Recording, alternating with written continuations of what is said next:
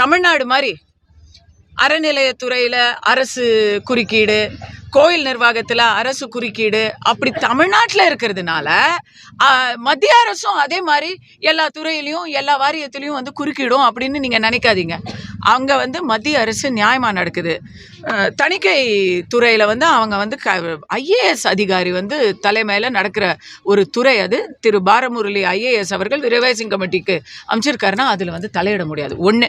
ரெண்டாவது, நீங்கள் நீதிமன்றத்தை நாடி இருக்கிறீங்க. இன்றைக்கி ஜனநாயகனும் எமர்ஜென்சி பட தயாரிப்பாளர்கள் மாதிரி ரிவைசிங் கமிட்டியில் போய் அவங்க என்ன கேட்குறாங்களோ அந்த அப்ஜெக்ஷன்ஸை வந்து அவங்க பேசலை. அவங்க வந்து அந்த இடத்துல என்னன்னு கேட்காம நேரடியாக நீதிமன்றத்தை நாடிட்டாங்க. நீதிமன்றத்தை நாடும்போது அது மத்திய அரசு தலையிட முடியுமா? நீதிமன்றத்தை அவமதிக்க முடியுமா? முடியாது. சிபிஎஃப்சி தான் வந்து இல்லை நீதிமன்றத்தில் சொல்கிறதுக்கு வந்து அப்பீல் செய்யாமல் இருக்க முடியுமா? அவங்களுடைய ரூல்ஸை வந்து அவங்க கவுண்டர் அஃபிடவிட் போட்டு தான் ஆகணும். நேற்று அந்த வர்டிக்டை நீங்கள் பார்த்தீங்கன்னா அப்பீலுக்கான காரணங்கள் ரொம்ப தெளிவாகவே அவங்க சொல்லியிருக்கிறாங்க.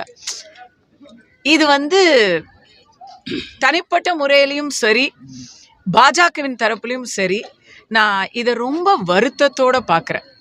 இன்றைக்கி வந்து பழியோட ஒரு இடம், பாவம் ஒரு இடம் அப்படின்னு ஆகுது.